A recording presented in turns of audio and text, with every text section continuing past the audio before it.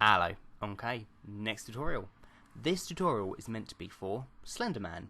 Now, this makeup isn't something I was going to do.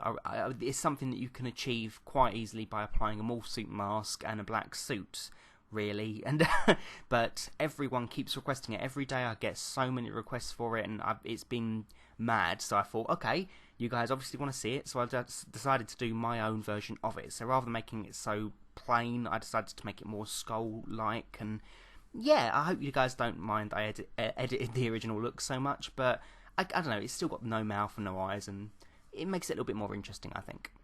So as I said, loads of people have requested this makeup, so obviously I can't shout at everyone, but I'll flash on the screen now the first few people that actually requested it, because there have been so many. This is just my most requested look to date, I believe.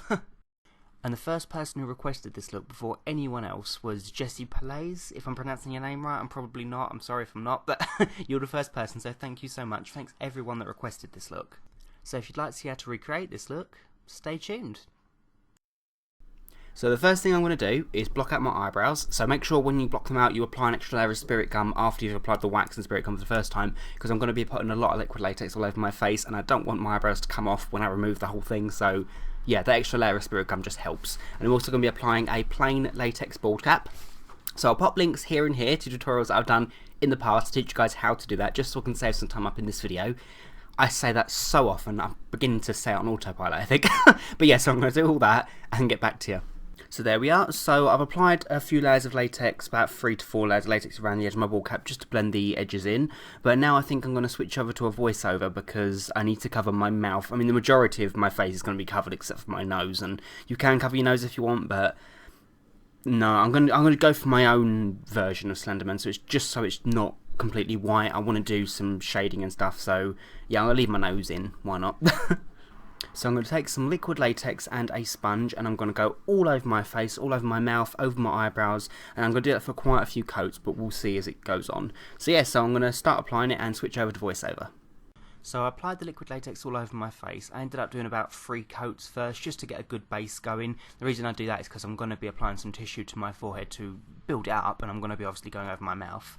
So to start off with, I took some masking tape and I applied it over my mouth in strips going vertically first, all along it, and then one strip going horizontally, just because it's easier to build it up, it's quicker to build it up with tape first, then tissue over the top, which is what I did next. I applied a coat of liquid latex over the masking tape and then applied a couple layers of tissue just to smooth it out, make sure there were no wrinkles and to make it look as seamless as possible. And I then continued the rest of the latex over the rest of the face again, just making an extra coat, just so there's no abrupt edge.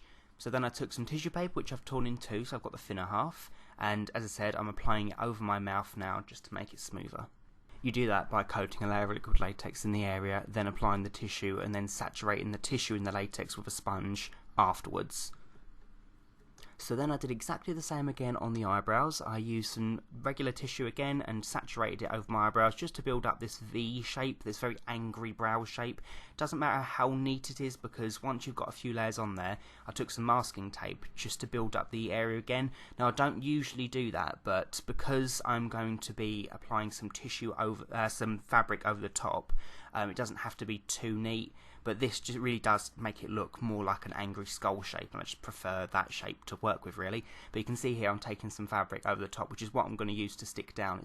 So then I took some latex again and just went over the masking tape just to blend it a little bit more, because even though it's going to be quite harsh, we just don't want it to be obvious, really. So yeah, and I used some more tissue paper over that as well, just to blend it in. So then I took my trusty Snazaroo Clown White and I'm going to apply that all over my face, my neck, everything.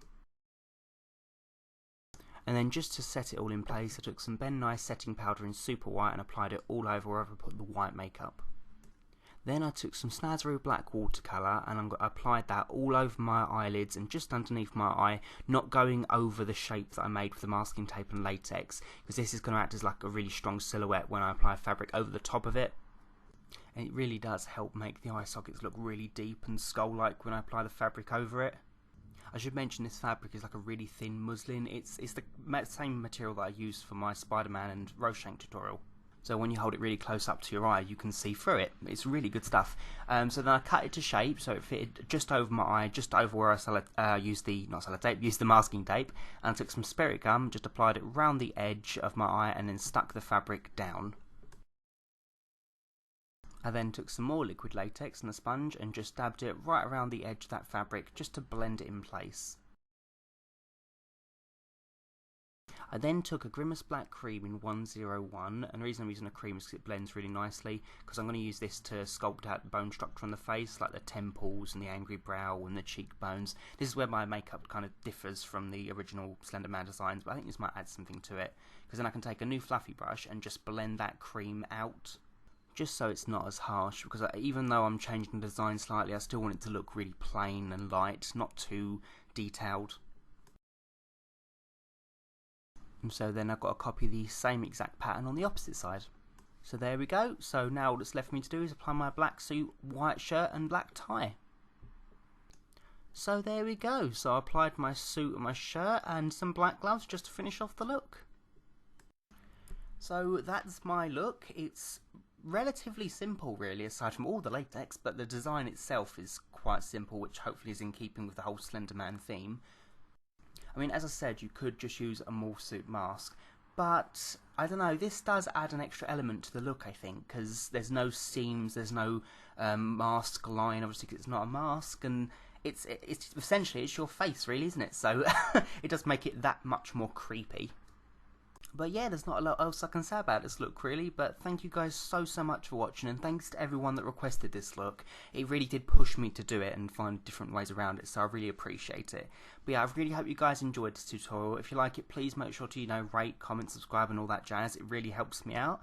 And yeah, so until next time, bye.